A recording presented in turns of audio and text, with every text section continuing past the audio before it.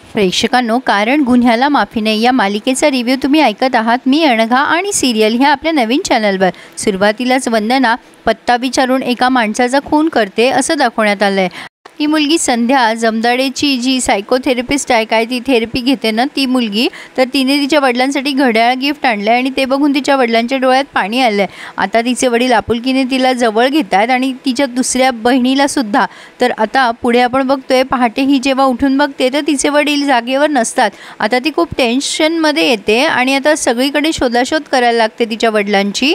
तिला असं वाटतं आपले वडील कदाचित दुकानात गेले असतील कटिंगच्या वगैरे, म्हणून ती जास्ती विचार करत नाही. तर असो, आता नीलांजना आणि भोसले भेटले. आता भोसले नीलांजनाला त्याची एक अडचण सांगतोय. म्हणजे ही अडचण त्याची नाही तर त्याच्या मित्राची आहे. त्याच्या मित्राला म्हणजे एक क्रिकेटचं पॅशन आहे, पण ते पॅशन समोरच्या व्यक्तीला आवडत नाही, जो व्यक्ती त्याला आवडतो. काय करायला हवं त्याने, असा तो सल्ला घेतोय ह्या नीलांजनाकडनं. पण नीलांजनाला त्याचे हातवारे आणि हावभाव जरा लक्षात येतात आणि नीलांजना म्हणते, जर तुमच्या मित्राला जे एवढा प्रॉब्लेम आहे तर मग तू त्याला स्वतःलाच येऊ द्या ना, तुम्ही काय एवढं टेन्शन घेताय मित्रासाठी.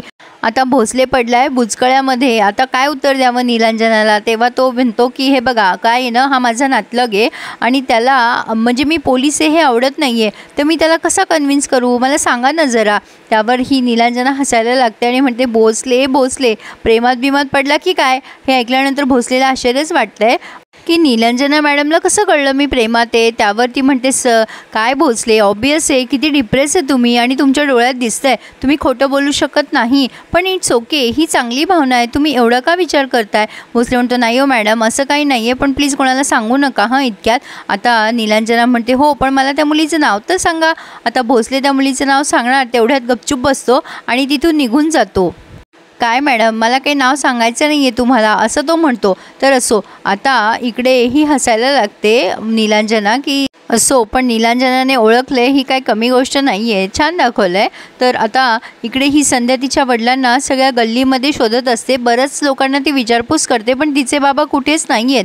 ह्या मुलीचे बाबा काही कुठे मिळत नाही आहे. तर असो, आता वंदना तिच्या मुलाला जेवू घालते आणि त्या मुलाचे वडील आल्यावर त्याला बाहेर पाठवतात आणि हिला स्पष्टपणे विचारतात की तुझ्या साडीवर काल रक्ताचे डाग दिसले, कोणाचं रक्त होतं ते. आता हिला बोलता येत नाही, पण ही बात ठोकून देते की अहो, तुम्ही उगाचच बायकांचे कामं कशाला करता. त्यावर तिचा नवरा म्हणतो, अगं तू किती थकतेस, तुला मदत केली तर काय हरकत आहे, पण सांग ना कोणाचा होता डाग. आता ही म्हणते, मी ना काल पिक्चरला गेले ना, तिथे एका माणसाने थुकून ठेवलं हो सगळं, मला तर बाई फार कंटाळा आला होता.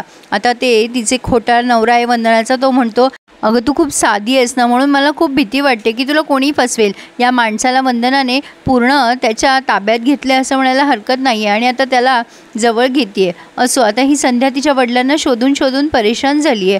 आता भोसले काहीतरी सांगत असतो जमदाडेला, तेव्हा भोसलेच्या मोबाईलवर फोन आला आहे आणि शेरेकर साहेब आहेत, त्यांनी ताबडतोब भोसलेला त्यांच्या ऑफिसला बोलवलं आहे. आता भोसले तडक निघाला आहे. त्यावर जमदाडे म्हणते, सर तुम्ही या मोराला सुनवत का नाही हो.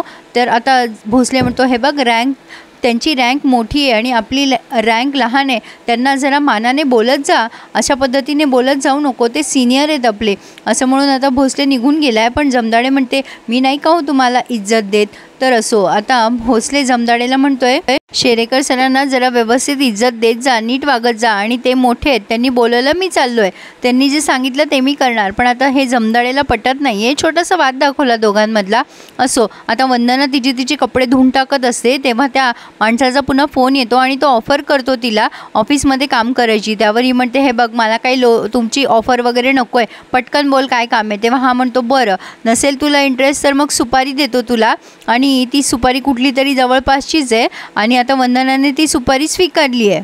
असो, आता भोसलेला भेटली आहे मनमोहिनी रस्त्यामध्ये, ती भाजी घेत असते. भोसले असतो सिग्नलवर. सुरुवातीला भोसलेचं लक्ष नसतं, परंतु भोसले मग बघतो आणि बघतच राहतो, कारण बऱ्याचशा आरशामध्ये त्याला मनमोहिनीच दिसतीये.